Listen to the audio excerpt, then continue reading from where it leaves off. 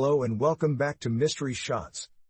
In a dystopian world, where only the best children and their families are allowed to live, while the weak are forced to live in poverty. Students who receive straight A's in school are given a luxurious apartment, a large monthly salary, and a higher social status. Sexual reproduction is prohibited, and women are implanted with embryos in order to reproduce. Women have only one role in society: to be a good mother and to raise their children to be the best students in class. When a child gets good grades, kid's mother is awarded a glowing pin by the government. It is said to be a token of appreciation for the mother's societal contributions. In one such award function, Yang Chuan is called on stage. Her late son, Rujia, was the best student they ever had, so she is regarded as the best mother. Before his death, he never received anything less than an A and was Chuan's pride. Currently, Chuan is taking care of her youngest daughter, Nova, who she hopes will make her proud. Like her son Chuan, she has also written a book on how a mother can help her child. In today's society, she is well liked by other mothers, who frequently approach her for advice. A woman in the audience inquires about Chuan's deepest secret about how she helped her children. The question takes Chuan aback, but she quickly recovers and makes up a vague answer. It's clear that she's trying to hide something. At the same time, some government officials are discussing the rise of patients with sleeping disorders, according to state law. People with such issues are defective embryos that must be destroyed. This means that in an advancement program, everyone with a sleeping disorder must be killed. Yishen, a researcher, notices that almost every person suffering from a sleeping disorder is a student who is struggling in school. This could be because their corrupt mothers do not want to give up their expensive apartments, which would be taken away if the child failed. The semester Yishen tells the government officials about his theory, but they dismiss him in reality.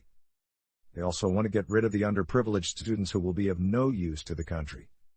In the end, the advancement program is just a cover for them to kill whoever they want without being convicted. When Yishen starts to retaliate against the system, he is falsely accused of running an underground rebellious organization against the state. Chuan and Nova are on their way home from the awards ceremony. Alongside, the students with low scores are being taken to the advancement program. Suddenly, a rebel interrupts them, claiming that the program is a hoax and that they will be killed. Panic initiates when everyone starts running away, trying to dodge the guards. In between, Chuan's scarf falls to the floor and gets dirty. When everyone calms down, Nova goes to the bathroom to wash the scarf. She runs into Lingda, the rebel from earlier, and the mother of researcher Yishen. She hands Nova a key ring that she claims was a gift from her late father. Sister Nova is totally confused, but she keeps the gift. Eventually, she notices breaking news on a billboard. Researcher Yishen was found guilty of running an underground rebel organization. As a result, he was executed. Nova recognizes her as the woman she met just moments before. Nova is usually quick to tell her mother about everything that happens in her life, but she doesn't this time. Later, she is at home with her private tutor. With each exam, we discover that she is not as good a student as her late brother. Chen is concerned because her grades have been declining. She is more concerned with her grades than with losing the privileges that come with it after the class. The tutor tells Chuan bluntly that Nova may fail the next semester as a result of this. One of the lights in Chun's pin goes off. The tutor explains that it reflects her daughter's declining academic performance. If Nova does not study harder, all of the lights in her pin will go out, and she will lose her top mother privileges to teach Nova. She takes her to the slums, where students with low grades live. Nova, who has grown up in a luxurious environment, is distressed by the sight of filthy streets. She understands her mother's concern and is doing her best, but her grades are not improving at all. Chun takes her pin off to go to the grocery shop, not wanting people to notice the missing light on it. As she puts it down, an alarm sounds, urging her to turn it back on in the state. The pin is equivalent to the responsibility of a mother that she should always carry with her at the grocery shop. She tries her hardest to conceal the pin, but another mother notices it. Nonetheless, when asked how Nova is doing in school, Chuan lies and claims that she outperforms her son. On the same day, she also witnesses a mother being kicked out from her apartment complex due to her son's poor academic performance. Chun squeezes her pin tightly, seeing herself and the woman and fearing a similar future. A few days later, the second light in her pin goes out, indicating that Nova has not progressed. Chan begins to panic as she realizes she will be humiliated if she is kicked out of the apartment. Only the thought is enough for her to take strong measures. The next day at school, Nova acts completely out of character, in contrast to her usual calm and composed attitude. She lashes out at people for no reason and argues with the teacher when called out for her behavior. When Chan knows about the incident, she immediately brings her daughter to the hospital. Throughout the visit, Nova fidgets and is rude to everyone. After evaluating her symptoms, the doctor diagnoses her with ADHD. It is one of these disorders that will send Nova to an advancement program. But, unaware of the program's true nature, she dismisses it. Nova inadvertently hits her teacher on the leg the next day. The problem could have been solved with a simple apology, but instead she asks him to watch where he's going. The argument heats up.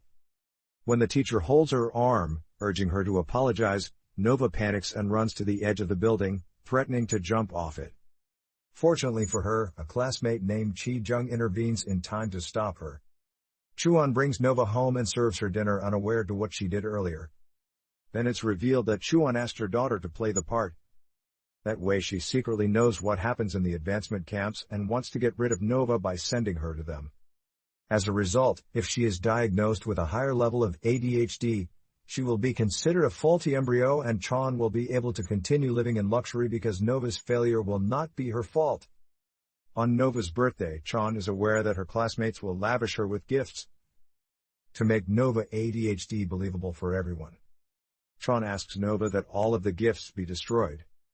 Nova agrees, but her usually nice character doesn't allow her to be mean to the friends who she loves so much. Chuan watches the chaos on a laptop, expecting Nova to do as she is told, but she never does. Nova asks Chi Jong about what happened to her yesterday. Nova makes up an excuse and changes the topic. 11 Jang is a kid from the slums. Although he does well in school, his grades are insufficient. As a result, he lives in a small house with his mother, who works hard to provide for his needs when he returns home. Nova apologizes to her mother for failing to follow her orders. She finds it difficult to be rude to her friends. As a result, she no longer wishes to carry out the plan. Instead, she promises to study hard and get good grades later. Nova discovers the key ring given to her by the lady late at night. She shows it to her mother, who is taken aback. She inquires where it came from and is mad at Nova for not showing it to her earlier. Still, Nova doesn't reveal its significance. In a flashback, we can see the key ring was handmade from Chuan's first son Ruojia. He was an excellent student. His diligence made Chan successful author. At present, Nova begins to work hard to improve her grades. She also stops pretending to have ADHD, which, surprisingly, Chan seems to accept. Then, on her way home one day, she runs into Ling Na the woman. Somehow, knowing that Nova was pretending to have ADHD when asked about how she found out, she urges Nova to read the guidebook that every mother is given while being implanted with an embryo. She also reveals that people are being killed in secret as part of the advancement programs. As a result, Chuan has been urging Nova to pretend to have ADHD in order to keep her privileges at the expense of her daughter's life. Nova doesn't want to believe the stranger, but Lingda doesn't stop there. She claims that her brother Ruojia's death wasn't an accident. Later that day, Nova reads the article about Ruojia's death and discovers that he was hit by a truck, deciding to find out the truth. She goes to see the truck driver, who confirms that Ruojia intentionally ended his life by jumping in front of his vehicle. Nova is shocked because a great student like Ruojia could not be depressed enough to commit suicide. At school, for the first time in her life, she is beginning to realize the truth of her existence and her mother's true nature. She inquires about the advancement program with Chi Jong. In turn, he urges her to be quiet, confirming that he does know something about it but is too scared to talk. The next day, Chun hears them talking on the security cameras and assumes they are a couple.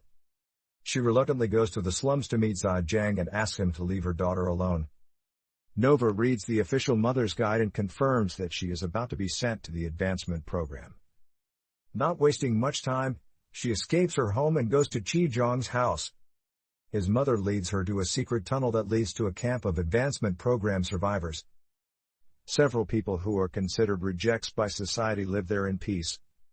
It was established by Ling Na after her son's execution. She believes that each child is unique and that grades do not define a person's worth. For someone like Nova, the place is still a fantasy. But she has the uneasy feeling that she is betraying her mother. After a lot of thinking, she decides to return home again. When Chan sees her, she simply asks that she eat dinner, oblivious to the fact that she hasn't been home in hours. Nova apologizes for disappointing her once again and promises to study harder. This time, she begs her mother to tell her if she loves her, but Chan does not respond. Nova is in the shower when she feels dizzy and registers that her dinner was drugged when she opens her eyes. She is in a hospital bed, surrounded by doctors who declare her to be a defective embryo. This means she'll have to go to the advancement program, which will be carried out. We see the Chan being implanted with another embryo. She clearly succeeded in getting rid of Nova and now has a new chance with a third child. However, on waking up after the transplant, she finds herself in the tunnel that leads to the survivor camp. Ling Na asks if she is happy after killing 2 of her children, but Chuan is unconcerned. She is only focused on her third child, whom she hopes will eventually make her proud. In the flashback, we can see that Ruojia wanted to be a carpenter, but because his grades were good, Chuan never let him.